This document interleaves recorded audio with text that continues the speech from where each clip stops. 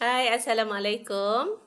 Hari ini kita akan belajar buku antologi tingkatan 4 iaitu Jaket Kulit Kijang dari Istanbul. Dan untuk pembelajaran hari ini cikgu akan ajar cerpen yang pertama di dalam antologi ini iaitu Kado Ayam dan Raja. Okey.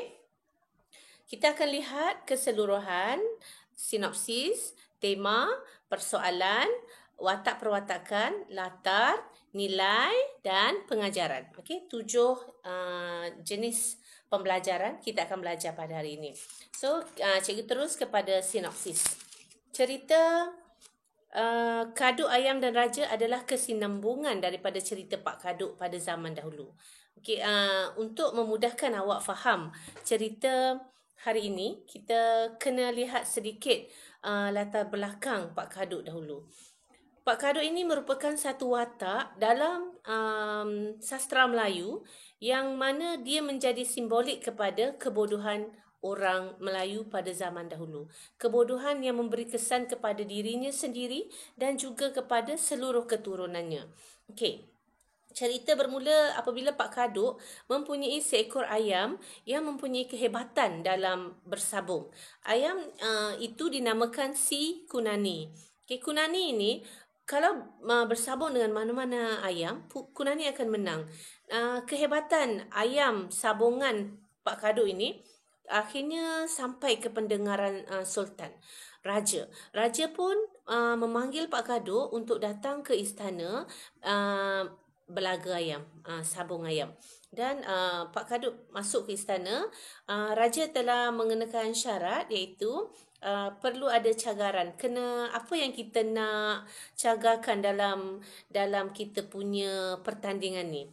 Jadi Pak Kaduk dia tidak ada harta kecuali 4 ekar tanah. So dia cagarkan tanah tersebut dan dia pun mulalah nak menyabung ayam.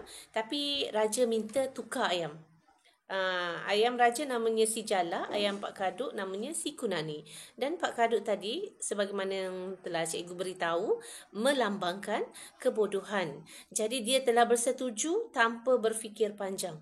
Asalkan dia boleh menyambung ayam, so okey. Dia pun tukar dengan ayam Raja. Setelah ayam tersebut dibawa masuk ke tempat pertandingan dan ayam si Kunani telah pun mengalahkan si Jalak. Si Jalak mati dan Pak Kaduk tadi tidak sedar dia dah tukar ayam, melompat-lompat ke girangan kerana Kunani menang. Setelah dia sedar, dia balik dan dia akhirnya tidak mendapat apa-apa. Okey. So ini yang akan kita belajar hari ini ialah sinambungan daripada cerita Pak Kaduk. Pak Kaduk ni dia ada seorang anak nama dia Hasan. Anak Hasan namanya Hakim. Jadi cerita ini tentang Hakim, cucu kepada Pak Kaduk. Hakim merupakan seorang mahasiswa universiti. Sesuai dengan namanya Hakim, bermaksud bijaksana. Jadi Hakim seorang yang bijak, tidak mewarisi kebodohan datuknya. Jadi dia berfikir atuknya dulu telah ditipu oleh raja dan dia nak menuntut kembali tanah seluas 4 ekar itu. Jadi dengan bantuan kawan baiknya Azam, kebetulan Azam ini pula belajar dalam bidang perundangan, jadi dia telah membantu Hakim untuk mendapatkan semula tanah yang telah pun diambil oleh raja daripada datuknya Pak Kaduk.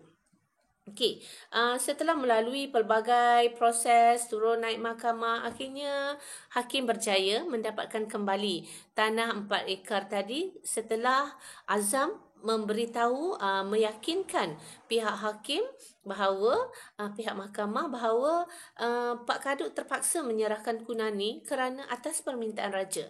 Sebagai rakyat jelata, Pak Kaduk tidak mempunyai hak untuk menolak. Okay, itu alasan yang digunakan oleh Azam untuk memberi kemenangan kepada hakim dan akhirnya hakim mendapat kembali tanah seluas 4 ekar. Okey. Kemudian hakim tadi dia berfikir apa yang boleh dia buat dengan tanah seluas 4 ekar tu. Dia tak naklah tanah tu sia-sia macam tu je. Kerana untuk mendapatkannya pun bukan mudah. Dia mengalami proses turun naik ke mahkamah dan kebetulan juga pada masa itu kerajaan sedang melancarkan satu kempen. Kerajaan minta belia kalau boleh jangan bergantung sepenuhnya kepada kerajaan. Belia libatkan diri dalam bidang perniagaan. Jadi, slogan yang dimainkan oleh kerajaan pada waktu itu ialah pertanian adalah perniagaan. Jadi, Hakim fikir dia nak gunakan tanah tu dan dia nak usahakan penternakan ayam secara besar-besaran, ya. Jadi dia telah buat kertas kerja, dia telah buat pinjaman di bank sebanyak 200,000. Pinjaman yang bernilai 200,000 memerlukan cagaran yang banyak juga.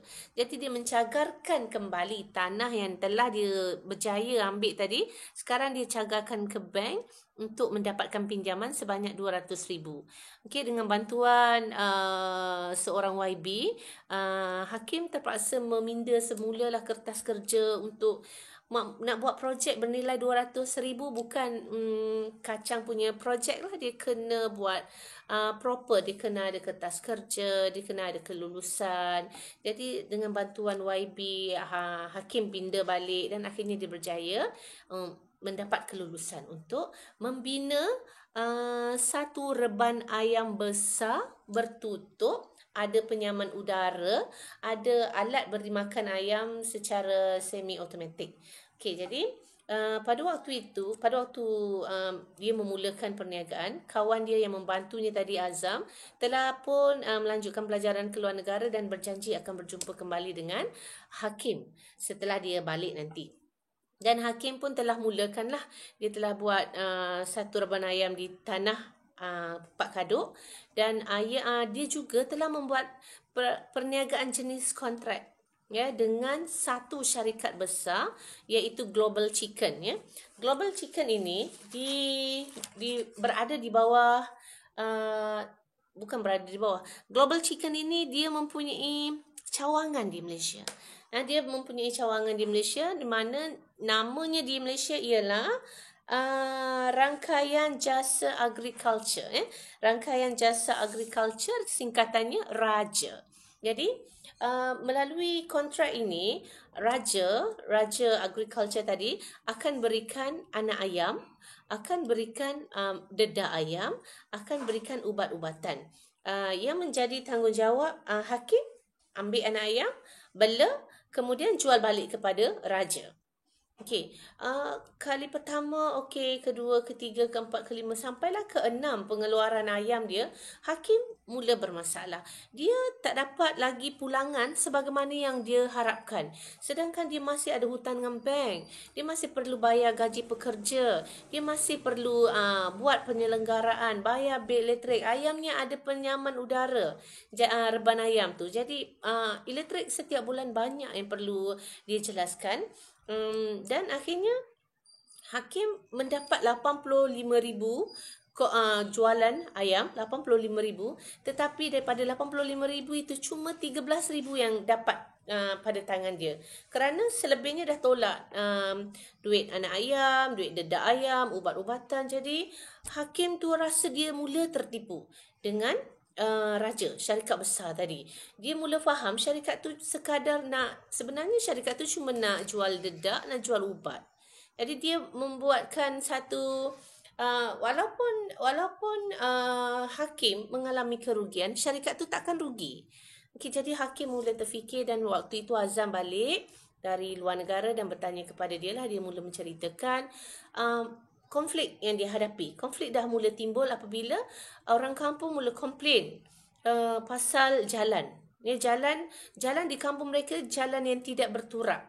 Jadi kalau lori keluar masuk, ambil ayam, hantar dedak, hantar ubat, hantar anak ayam, datang lagi ambil ayam nak dijual, maka laluan jalan tu semakin lama semakin teruk dan masyarakat kampung mula komplain. Itu memeningkan kepala Hakim. Dia telah berusaha macam-macam cara minta untuk menurap jalan tersebut, tetapi tidak mendapat bantuan daripada mana-mana pihak. Malah permohonan dia juga tidak diambil peduli. Okey, jadi akhirnya Azam rasa dia tertipu. Dia tertipu sebagaimana datuk dia dulu pernah tertipu oleh raja. Sekarang dia juga tertipu oleh raja.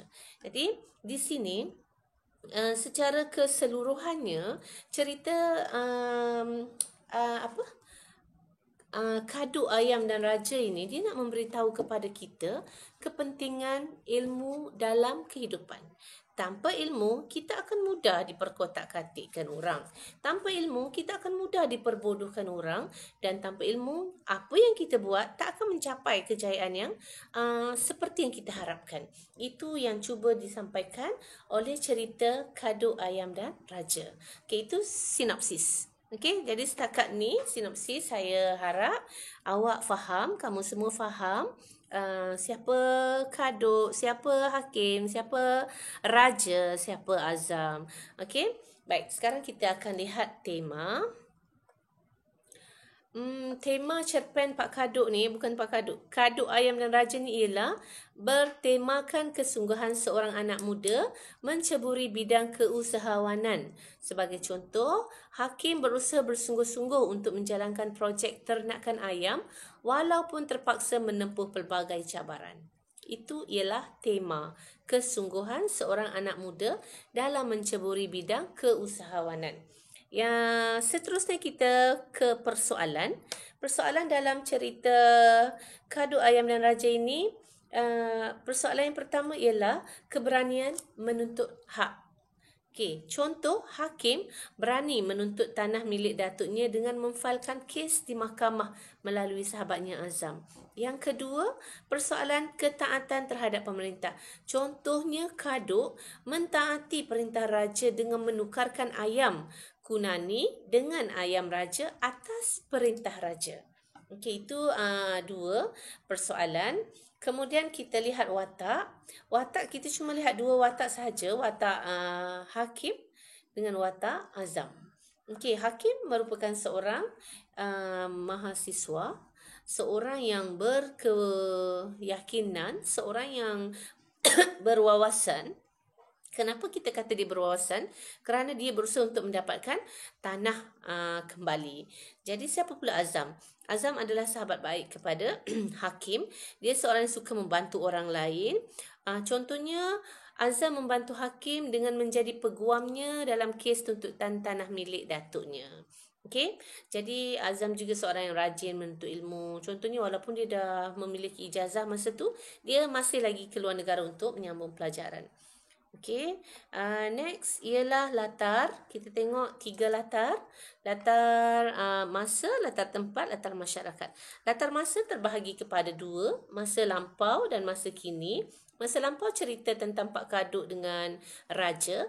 Masa kini pula ialah cerita tentang Hakim dengan Raja. Okey, kemudian latar masyarakat.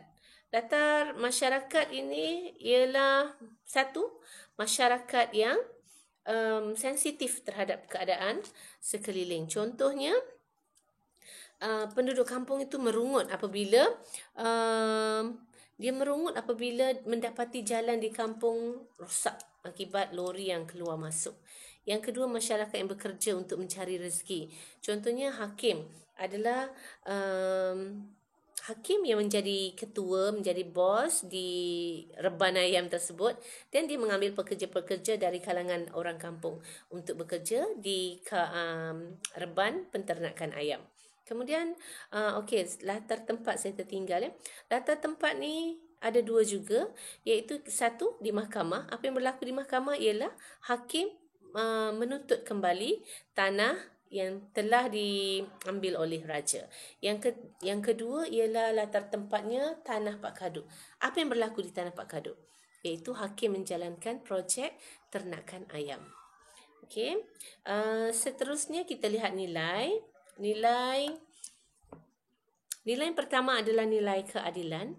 Keadilan di sini kita boleh beri contoh Hakim yang telah menuntut kembali hak dia di mahkamah kerana dia mendapati datuknya dulu tidak diadili dengan baik dan akhirnya dia berjaya. Yang kedua, nilai keberanian. Nilai keberanian ni kita tengok contoh Hakim berani menceburi bidang keusahawanan walaupun dia sendiri tidak pernah pun terlibat dalam bidang tersebut, tapi dia cuba. Itu menunjukkan keberanian. Dan akhir sekali ialah nilai kegigihan. Nilai kegigihan ini kita lihat Hakim walaupun dia ada banyak masalah, ada banyak menangguh hutang, tetapi dia gigih untuk terus menjalankan aktiviti menternak ayam. Okey, itu 3 nilai di dalam cerpen Kadu Ayam dan Raja. Seterusnya kita pergi ke pengajaran. Juga cikgu akan beri 2 pengajaran cukuplah ya. Yang pertama, kita hendaklah gigih berusaha dalam melakukan sesuatu pekerjaan. Beri contoh hakim. Dia telah berusaha membuat kertas kerja, membuat pinjaman bank, mendapatkan bantuan sahabat dia. Itu adalah usaha dia. Yang kedua, kita hendaklah berani menceburi bidang perniagaan. Mesti berani. Kita dah berani menceburi bidang perniagaan. Contohnya juga hakim. Berani mempertaruhkan masa depan dia. Berani mencagarkan kembali tanah yang baru saja dia dapat daripada ayah dia, daripada tangan raja. Dan akhirnya dia menjalankan perniagaan dengan mencagar tanah tersebut untuk mendapatkan 200,000 pinjaman daripada pihak bank. Okey, habis pelajaran hari ini tentang cerita Kadu Ayam dan Raja. Jadi secara keseluruhan cerita ini memberikan kita pengajaran pentingnya ilmu dalam kehidupan. Okey, terima kasih. Bye.